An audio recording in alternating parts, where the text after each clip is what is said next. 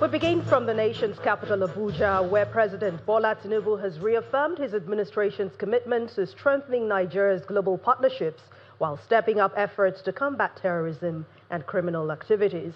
Speaking at the Federal Executive Council meeting following an economic update presented by the Minister of Finance and Coordinating Minister of the Economy, Mr. Wale Edun, the President emphasized that the government remains steadfast in its mission to advance national progress despite ongoing political and security challenges. Our State House correspondent, Emperor Simon, reports.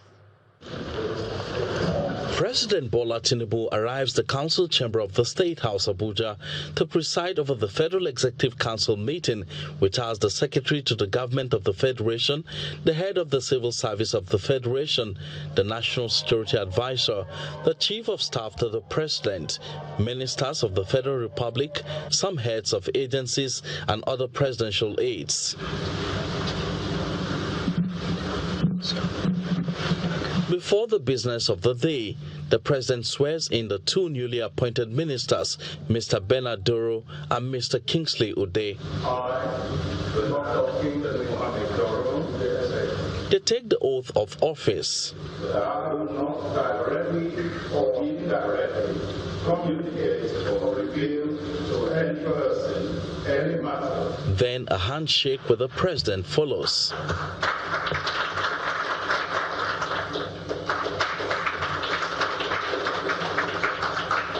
With that done, the FEC meeting commences with a presentation by the Minister of Finance and Coordinating Minister of the Economy, Mr. Wale Edun, on the economic gains under the Bola Tinubu-led federal government and how investors' confidence has been boosted. 13 sectors recorded growth above 7%, up from 9 in the previous quarter, showing broad-based resilience. The industrial sector nearly doubled its growth from 3.72% to 7.45%, reflecting rising productivity and investor confidence. Inflation eased to 18% in December, while, as we know, foreign exchange reserves topped 43 billion and our trade surplus topped 7.4 trillion. Responding, President Bola Tinubu expresses his administration's determination to deepen global engagement against terrorism and criminality. We are engaging the world diplomatically, and we assure all of you that we will, defeat terrorism in this country. The task ahead is immense, but it's our resolve to move forward.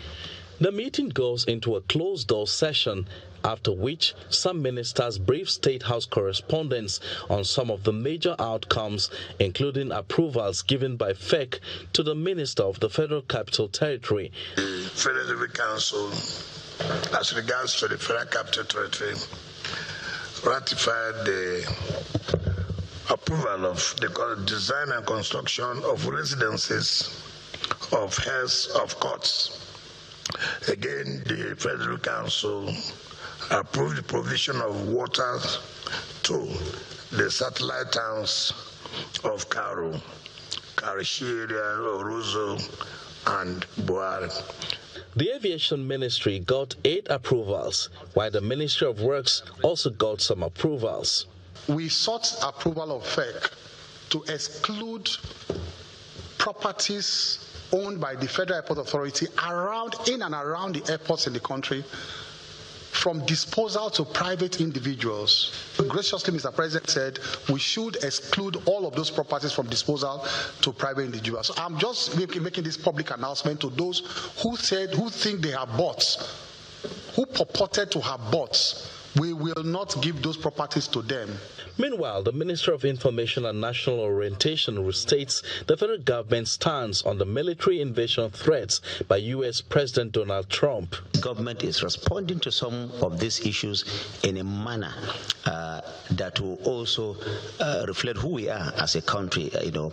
Maintaining our respect and dignity as a country, and also welcoming the partnership that we so dearly need from everyone, the international community. community from within to tackle this issue.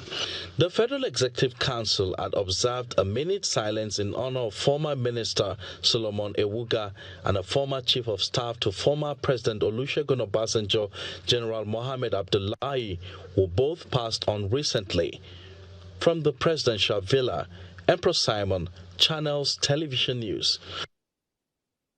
The Inspector General of Police, Kayode Egbetokun, has stressed that a community-based approach remains the most effective solution to the rising cases of crime, including banditry and kidnapping. Speaking today at the foundation-laying ceremony for new conference halls at the Lagos State Police Command headquarters in Ikeja, Lagos, Mr. Egbetokun noted that security agencies must work in synergy with local communities in order to overcome the long-standing security challenge.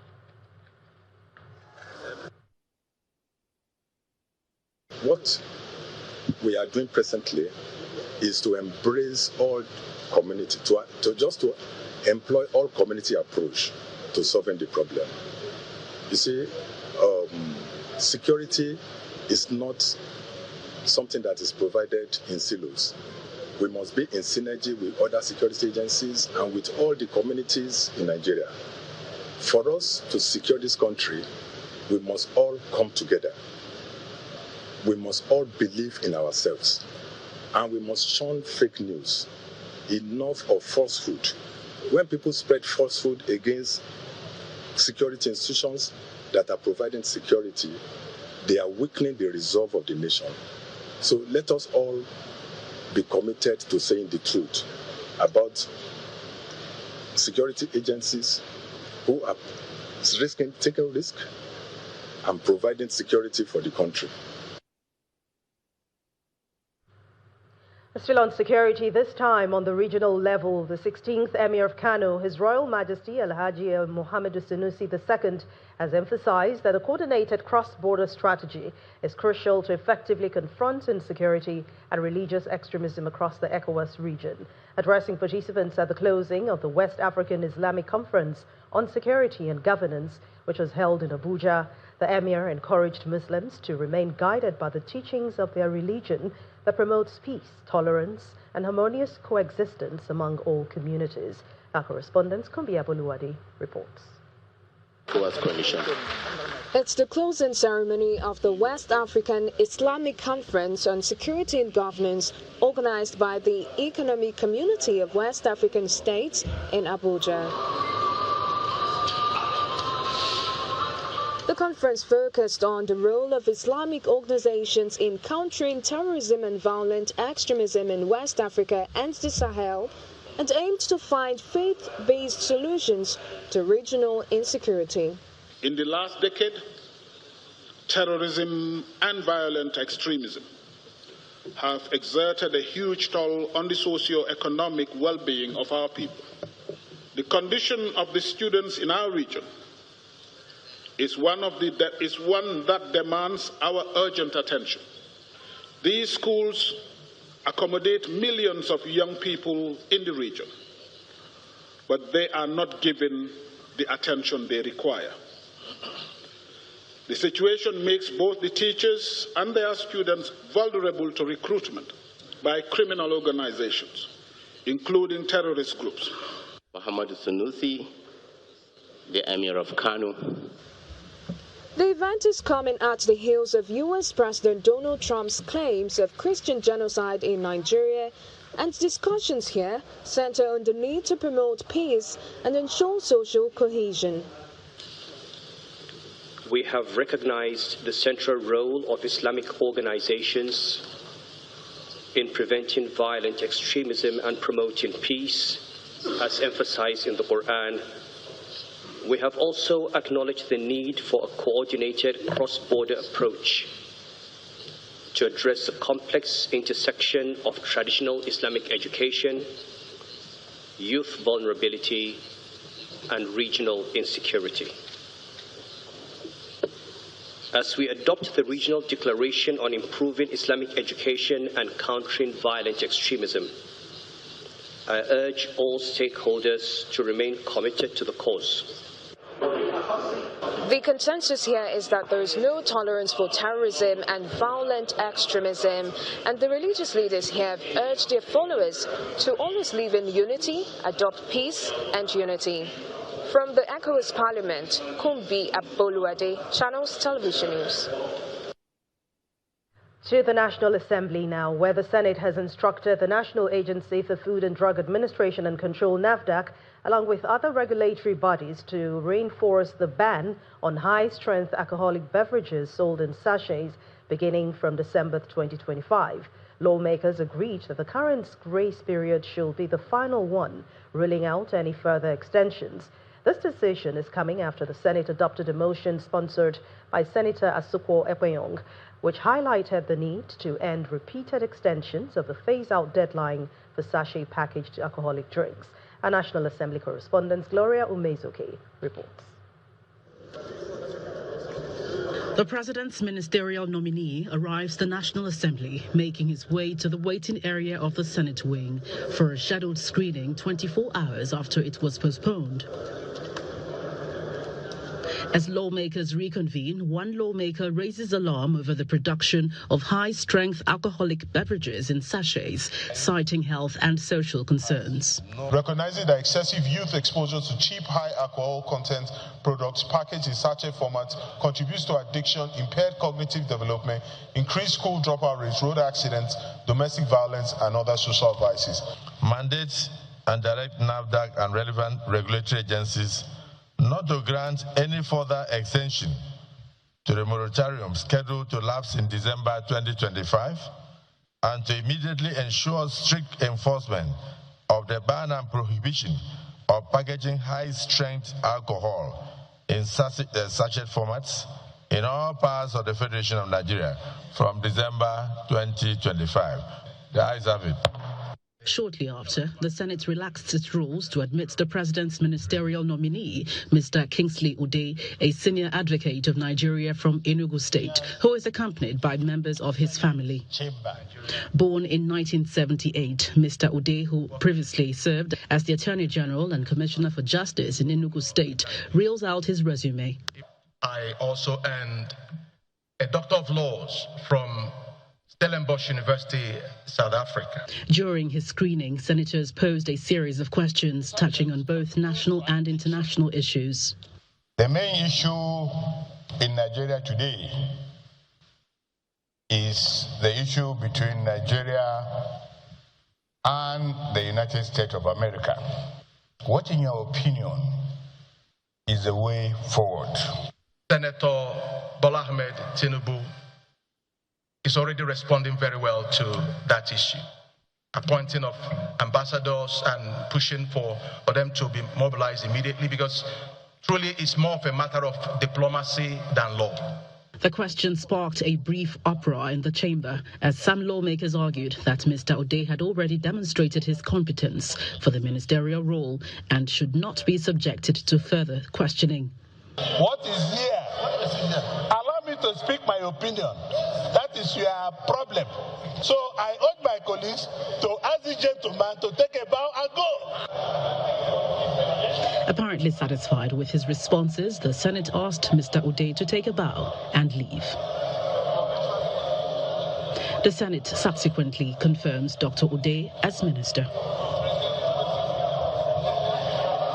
The nomination of Dr. Kingsley Tochukwu Ude, Senior Advocate of Nigeria, is hereby confirmed as a minister of the government of the Federal Republic of Nigeria. From the National Assembly, Gloria Umezuke, Channels Television News.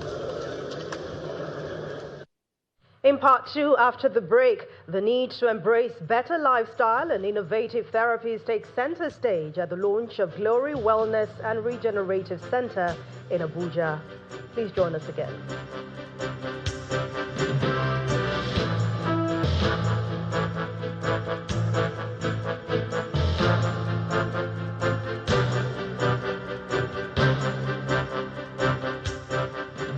Welcome back. If you've just joined us, you're watching the news at 10 on Channels Television, broadcasting live from Lagos. A reminder of our main stories.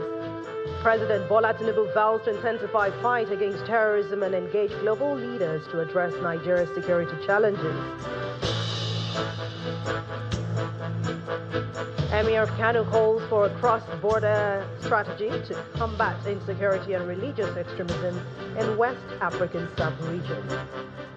Nigeria Senate directs NAFDAC to fully enforce the ban on the sale of alcohol in sachets beginning December 2025. And world leaders take aim at U.S. President Donald Trump's stance on climate change ahead of global COP30 summit in Brazil.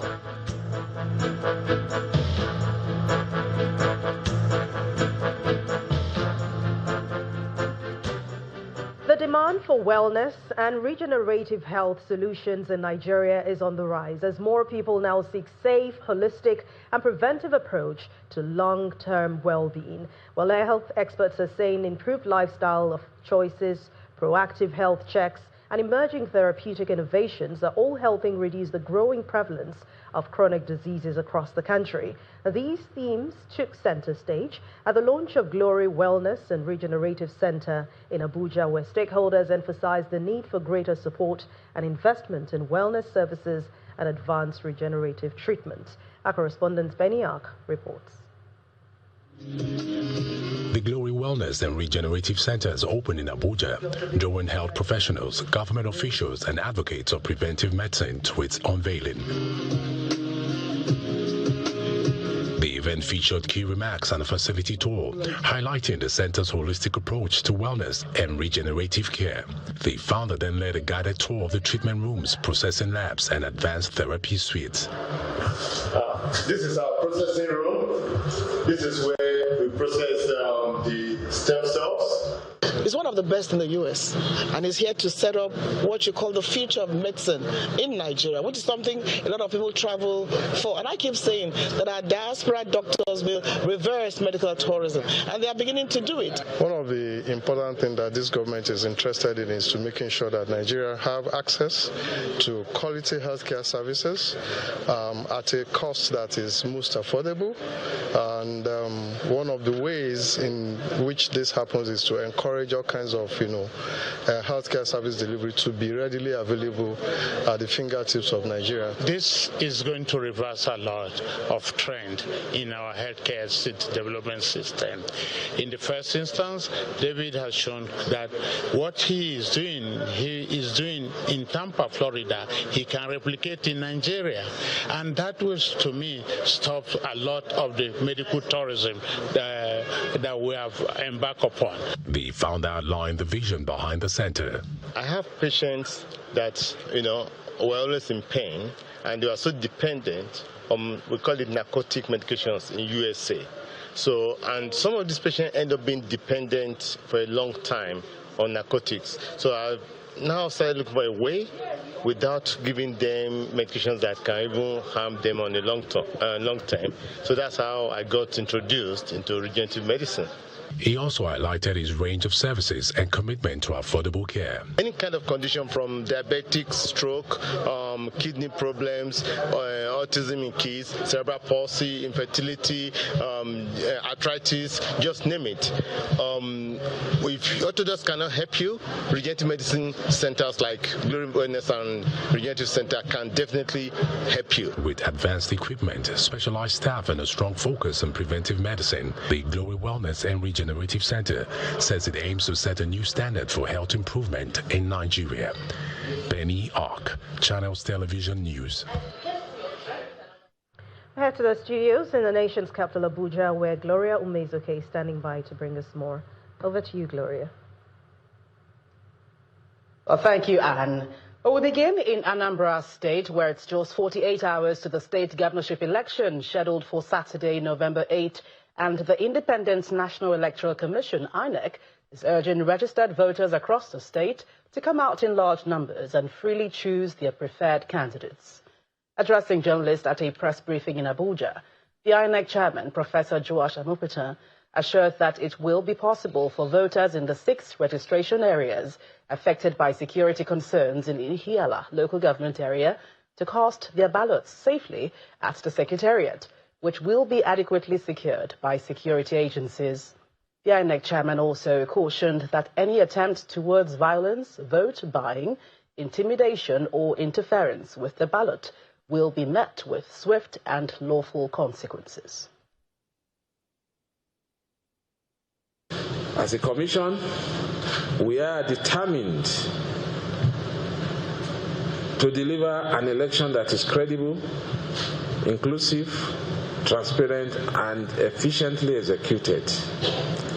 Anyone attempting violence, vote buying, intimidation, or ballot interference will face swift and lawful consequences.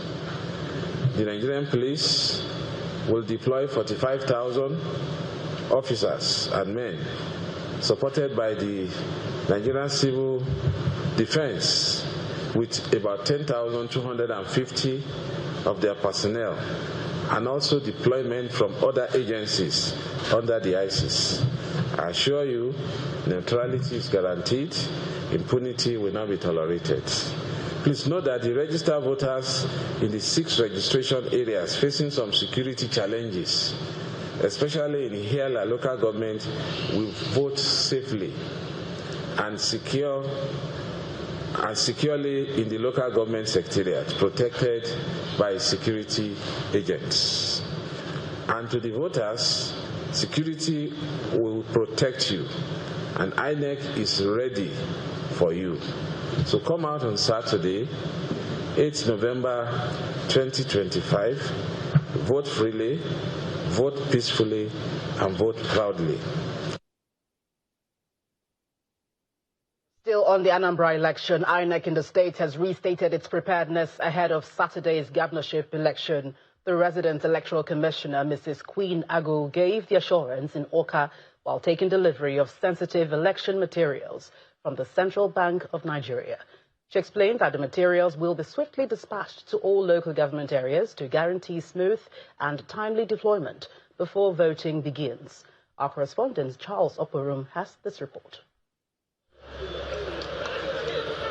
The Central Bank office in Awka buzzes with activity as officials of the Independent National Electoral Commission receive sensitive materials ahead of Saturday's governorship election in Anambra State.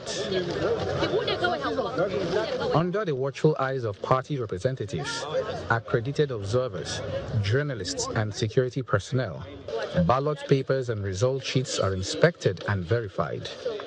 Resident Electoral Commissioner Queen Agu endorses the forms EC8Bs, again assuring that INEC is fully prepared for the exercise. Naturally, we don't open the result sheets and the ballot papers, we don't open it in secret. Everybody, as we're gathered here, will be here, both police, everybody will be here, we open it. As you can see, they've been stacked for the 21 local governments. It's been stacked local government by local government. When we finish this interview, we shall start opening them before everybody. The Commissioner of Police for the election, Abayomi Shogunle, notes that more than 50,000 security personnel have been deployed to maintain peace and order throughout the election. He also confirms that accredited media practitioners will have unrestricted access to observe collation at every level. Adequate security has been put in place both on land and on the waterways, as well as the air patrol. As a matter of fact, not just only police officers, we are deploying over 50,000 security agencies. And it's not as if we are going to have all this deployment concentrated in one place. Several party agents and election observers commend the level of transparency displayed in the handling of the materials. For now, the process is going on well. The rate is very high because so far it has been transparent from every ramification. Our people, all the agents of all the political parties are here. After the commissioner has spoken, the rec spoke, and there are questions asked from all the major political parties that are here at the Central Bank headquarters. The items are subsequently loaded onto security-escorted vehicles for distribution to all local government areas, marking a critical step in preparations for what many hope will be a transparent and peaceful poll in Anambra State. Charles Oporum, Channels Television News. Meanwhile, the governorship bid of the ADC candidate in Anambra State, John Chuma Nwosu, has gained significant momentum following the open endorsement by Honorable Vincent Ofumelu, a former member of the House of Representatives, who represented Oyi Ayamelum Federal Constituency. Honorable Ofumelu announced his support during Mr. Nwosu's visit to Umuelum, one of the stops on his ongoing statewide consultation tour.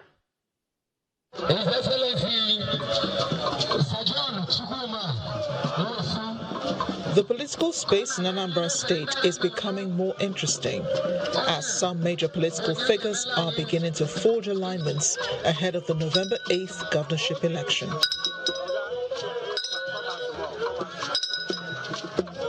One of the contenders in the race, the ADC candidate, John Nwosu, is getting more support, this time from a former PDP federal lawmaker representing Oyi Ayamelum, Vincent Ofumelu, who announced that he has realigned his political direction.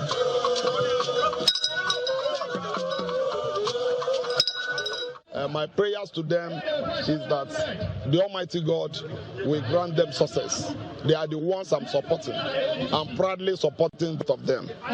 So may the Almighty God and the God of land of Ayamelmandoyi support them and grant them winning on the 8th of November. The ADC governorship candidate appreciates the show of support and promises to open up the rural community if voted into office.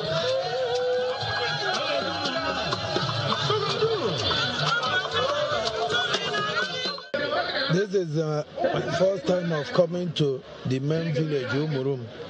I've been coming to Ayamelum, visiting Anak and all the rest of their capital. But I'm so happy coming here because I have seen the nucleus of the town, the farming settlement and whatever. And I can see that their only major need is the bridge linking them with the Okanot. That way, instead of going all around, all the farm produce can be brought to the capital within 20 minutes. Yes. And that is what I'm promising to do for them. The endorsement is seen as a boost for the ADC's chances as political stakeholders watch closely to see if indeed shifting alliances can influence voters' sentiment on election day. But still ahead on the news at 10, Nigeria's non-interest financial market is now valued at over 1.6 trillion naira, and that's according to the latest report by the SEC. That's in business news. Please join us again. Welcome back. You're still watching the news at 10, coming to you live on Channels Television. We turn attention now to Oyo State, where the governor, Seyi Makinde, is standing firm, determined that the People's Democratic Party's national convention will indeed take place in Ibadan between November 15 and 16, and he is rallying support from party stakeholders. Governor Seyi Makinde today met behind closed doors in Abuja with PDP State Chairman to finalize arrangements for the convention. Speaking after the meeting, the PDP Chairman in Edo State stated that the party is fully prepared for the gathering. The door to reconciliation can never be closed. Those guys are our friends, they are brothers. We will continue to regard them as friends and brothers as far as the convention is held in Ibadan on the 15th and 17th of this month. 15th and 16th of this month. Every other thing can be discussed.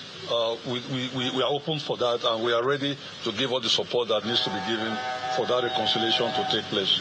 This struggle, this fight that you are seeing within the party, it's not a fight between or within the PDP per se. It's a fight between darkness and light. It's a fight about the future of this country. It's a fight about democracy in its essence. What the other people want to do is to crumble PDP, to make sure that APC has a free ride in 2027. What we are saying as state chairman, and we came to tell our leader, the governor for your state, is that we are with him and the governors and the National Working Committee to be on the right side of history. And that's it from the nation's capital. It's now back to Anne in Lagos for more on the news at 10. Thank you very much, Gloria. And to other stories, Lagos State Governor Babajide Sanwo-Olu has unveiled the Climate Investment Opportunities Diagnostic Document aimed at aligning the state's climate priorities with viable financing strategies. Speaking at the 11th Lagos International Climate Summit, where he formally launched the policy document, Governor Sanwo-Olu also announced the establishment of Lagos Carbon, Africa's first domestic environmental market. Deputy Governor, Your Excellencies, distinguished... The 11th Lagos International Climate Change Summit brings together the Lagos State Governor, Babajide Sanwo-Olu, his deputy, Kadri Hamzat, members of the State Executive Council, environmentalists and policymakers to deliberate on how to protect and sustain the future of the commercial city of Lagos. Environmental pollution is a major challenge confronting Lagos, but the state government is taking advantage of the opportunities the environment offers, calling on citizens to support the steps taken. This year's summit also provides an opportunity to bridge a crucial gap, the gap between visionary climate action and sustainable financing needed to make it a reality. Our mission is clear: to unlock the capital that will help us build a resilience, drive innovation, and protect our coastal future as Lagos. Other states like Osun are towing this line with the creation of a carbon economy blueprint. We have begun the domestication of the National Climate Change Act 2021. We have established frameworks for greenhouse gas accounting at subnational level, and we are working toward a carbon economy blueprint that transforms emissions into opportunities. Topical issues on blue economy, coastal innovation, and financing Africa's coastal resilience was also highlighted at the event. The Blue Economy Policy Framework and the Presidential Initiative on Climate Action are clear statements of intent from the federal government. At the state level, Lagos is developing innovative water transport systems, coastal protection programs, and waste-to-energy initiatives. A representative of the Federal Ministry of Marine and Blue Economy reels out the ministry's achievements in the last 2 years. In the last 3.5 years, we have no single piracy in Nigerian territorial waters. We have also been able to reduce piracy in the Gulf of Guinea by 90%. Join me in welcoming Mr. Governor Babajide Olusola Sanwo-Olu. Governor Sanwo-Olu says the state government is building a coastal resilience that will unlock more economic opportunities for the state. We have commenced the gazetting of our wetland reserves and mangroves forests alongside our wetland carbon credit framework to reward communities for conservation efforts and that will attract climate capital into restorative projects. The event was rounded off with the launch of the Climate Investment Opportunities Diagnostic, a new policy document designed to connect environmental priorities with actionable investment strategy for building a resilient, low-carbon future. Staying with environment matters, Vice President Kashim Shettima has called for a reliable architecture that recognizes the unique realities of developing nations and empowers them to deliver on global commitment. He was speaking at the Belém Climate Summit in Brazil. The Brazilian government says the goal of the summit is to align commitments and lay the groundwork for negotiations that will take place during COP30, which is coming up next week, and Brazil will also host from the capital. Our environmental correspondent, Ayola Kasim, reports. With men still working in preparation for the United Nations Conference of the Parties on Climate Change coming up next week, world leaders arrive in Berlin for a climate summit, among them the Nigerian Vice President. Ladies and gentlemen, the vice president tells his audience that Nigeria stands with the global community in the collective resolve to heal, restore, and sustain the earth. our continent is rich in renewable resources, biodiversity, and useful ingenuity. I hereby say with absolute certainty that we are not the problem. We are an integral part of the solution. This is why at COP30, we hope to demonstrate that Africa can lead in carbon capture through forests, in renewable energy expansion, in digital monitoring of emissions, and in regional cooperation that translates ambition into prosperity. The Brazilian president, on his part, says this is the cup of truth. He asks world leaders to embrace multiculturalism in order to reverse the upward trends of the global temperature. We have to embrace a new development model with much more fairness, resilient, and of low carbon. While the current national plans by countries represent progress, the United Nations Secretary General says they still fall short of what is needed. Too many countries are starved of the resources to adapt and locked out of the clean energy transition. And too many people are losing hope that their leaders will act. We need to move faster and move together. Wales, Prince William. In his first address to World Leaders Plenary in a United Nations Climate Conference and on the back of his Earthshot Prize award in Rio de Janeiro on Wednesday night, the Prince of Wales, representing his father, King Charles III, reminds delegates that the time for partnership, protection and progress is now. Let us use these inspiring surroundings here in the heart of the Amazon to rise to meet this moment, not with hesitation, but with courage, not with division, but with collaboration, not with delay, but with decisive commitment. Let us honor the leadership of those who have long protected the planet, indigenous peoples and local communities, and walk forward together. Here in Berlin, countries are expected to, among other things, submit new sets of climate targets, push for a new path to increasing finance from $300 billion to the $1 trillion needed to boost efforts in reducing temperature and the impacts of climate change. From the Hunger Convention and Fair Center of the Amazon in Berlin, Brazil, Ayola Kasim, Channels Television News. And from matters of environment, we head into the world of business, where Joke Rogers is standing by to bring us those stories.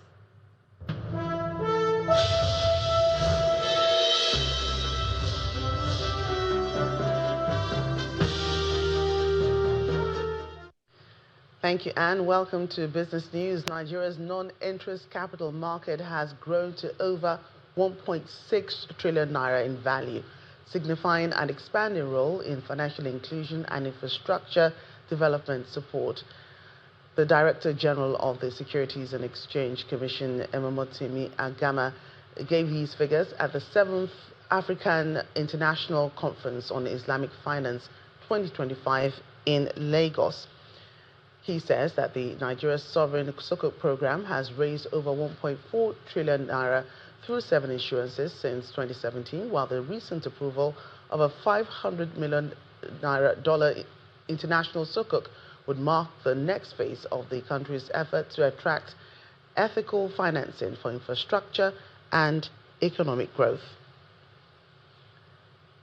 Meanwhile, President Bola Tinubu has commended the recent 400% oversubscription of the government's $2.25 billion Eurobond, despite concerns over the threat of military action in the country by U.S. President Donald Trump. The president made this known while reacting to positive economic reports released by the Minister of Finance and Coordinating Minister of the Economy, Wale Edun, during the meeting of the Federal Executive Council in Abuja. He also says that his administration will continue to engage the world diplomatically despite political headwinds. Nigeria is leading the charge in banking sector recapitalization across sub-Saharan Africa, according to Fitch Ratings. In its sub-Saharan African banks' new paid-in capital rules report, Fitch highlighted Nigeria's aggressive capital reforms as the most significant within the continent. Fitch also points out that while several SSA regulators have raised minimum capital requirements in response to post-pandemic economic volatility. Nigeria's approach stands apart in scale, speed, and structural impact. And the country's gross domestic product is expected to grow between 3.6 and 4.0% next year, underpinned by non-oil sector expansion, policy stability, and renewed investor confidence. This projection was made by FSDH Merchant Bank in its newly released Nigeria's macroeconomic report titled From Reform to Resilience, Unlocking Nigeria's Next Growth Chapter. The bank also assumes an average oil price of $70 per barrel and production at 1.62 million barrels per day, inflation at 20.9%, and an average exchange rate of 1,523 naira per dollar. Now, cite our shores in business. Ghana's inflation rate has eased for the 10th consecutive month to 8.0% year-on-year in October. That's down from 9.4% in September, and that's the lowest level recorded since June 2021. This development was announced by the Ghana Statistical Services. According to the report, the notable slowdown in food price was a key factor driving the overall disinflation, as it fell sharply to 9.5% year-on-year in October from 11.8% in September, supported by favorable base effects and increased food supply resulting from the ongoing harvest season. And back home to the domestic stock market, where there's still no reprieve from the downward trend which started on Monday. John McQuarrie has more.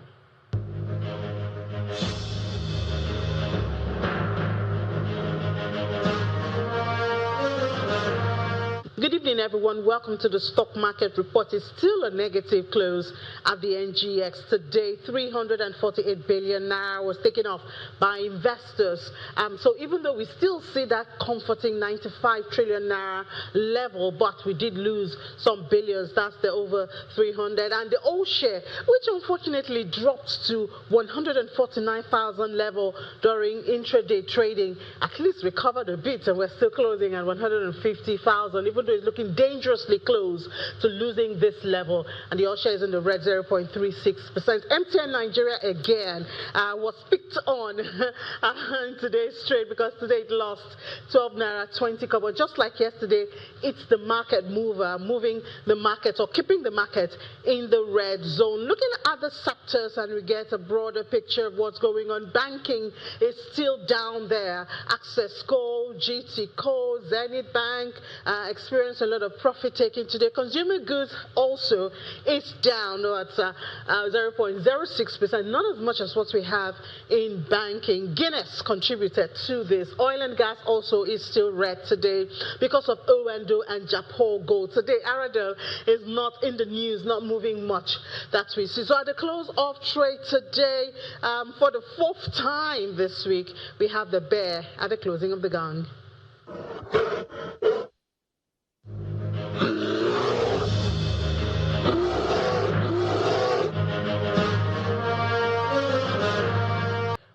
That's it on Business News Tonight. Back to you now, Anne.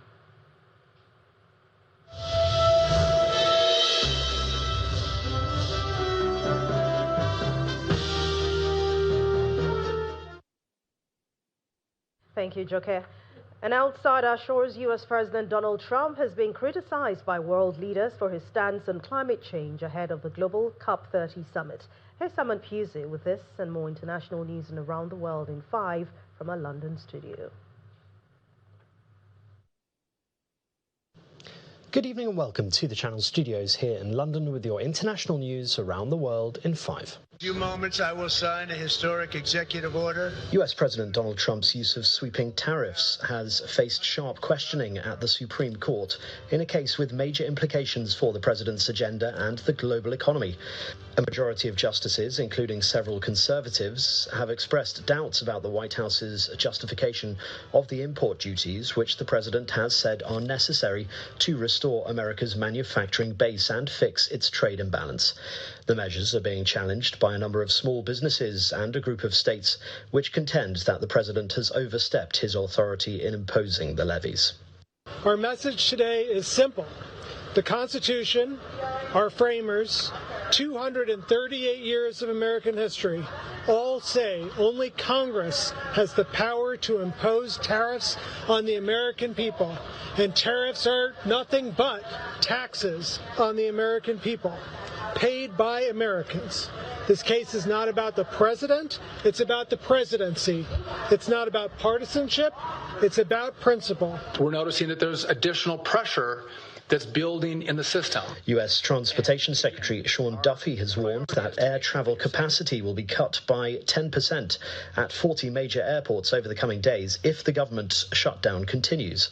The decision, which is expected to affect domestic flights only, was made because air traffic controllers had been reporting fatigue. Some 1.4 million federal workers, from air traffic controllers to park wardens, are working without pay or are on forced leave because the U.S. Congress has not agreed a federal funding budget. Unions say many employees are becoming ill with stress or are being forced into taking second jobs.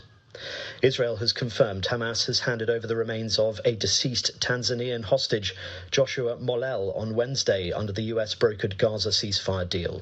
The Israeli Prime Minister's office said that following the completion of forensic tests at the National Center of Forensic Medicine, the Foreign Ministry had informed the 21-year-old student's family. Molel was undertaking an agricultural internship in southern Israel when Hamas-led gunmen attacked on the 7th of October in 2023. South Africa's government says it has received distress calls from 17 citizens who have joined mercenary forces in the Russia-Ukraine conflict. The men, between the ages of 20 and 39 years, have been trapped in Ukraine's war-torn Donbas region. President Cyril Ramaphosa has ordered an investigation. The statement did not say which side of the conflict the South Africans were fighting for. The men had been lured to join the mercenary forces under the pretext of lucrative contracts, according to the South African government. Cameroon's 92-year-old leader, Paul Biya, has been sworn in for another 7 years as president in a ceremony at the country's parliament. Biya won a controversial 8th term in a fiercely disputed election last month. He has been in power now for 43 years and addressed only one campaign rally before the election. The world's oldest head of state won 54% of the vote according to official results. The announcement of the result led to major protests across the country. The Great Barrier Reef is headed for a grim future and will suffer a rapid coral decline by 2050, but parts may recover if global warming is kept below 2 degrees Celsius. That's according to a new study. Researchers at the University of Queensland used modelling to simulate the life cycles of certain coral species and found that some were better at adapting to warmer oceans and could help new coral grow. Reefs near cooler water currents were also resilient, giving a glimmer of hope to the natural wonder, which has suffered severe climate-induced heat stress in recent years. Security. And several contestants have walked out of a Miss Universe event after an official from the host nation Thailand publicly berated Miss Mexico in a tense confrontation. At a pre-pageant ceremony, Miss Universe Thailand director told off Fatima Bosch, with Mr. Nawat threatening to disqualify those supporting her. Miss Bosch then left the room and others joined her in solidarity. Video of the incident, which was live-streamed, has been shared online. The Miss Universe organisation has condemned Mr. Nawat's malicious behaviour, for which he has since apologised. And that's your international news around the world in 5. Now back to the Channel studios in Lagos.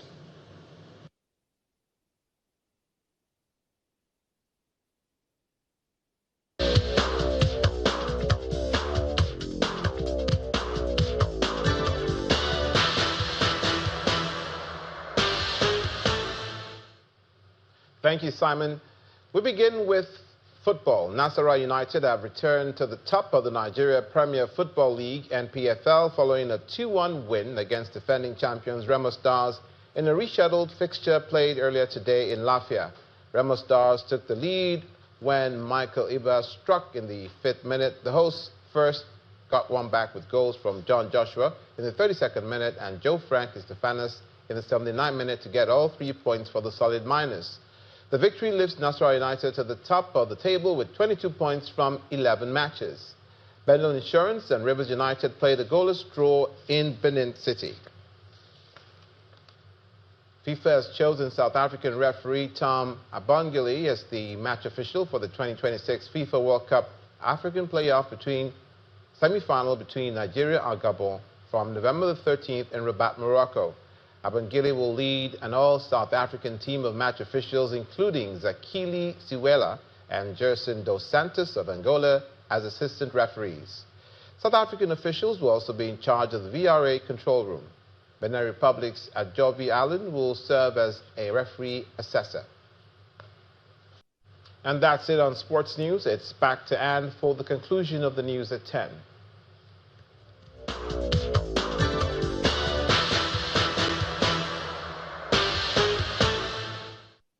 Thank you, Olumide. And the main news again. President Bola Tinubu has vowed to intensify fight against terrorism and engage global leaders to address Nigeria's security challenges. That's the news at 10 tonight. Thank you so much for watching. I'm Anne Mwawadu. Good night and please stay safe.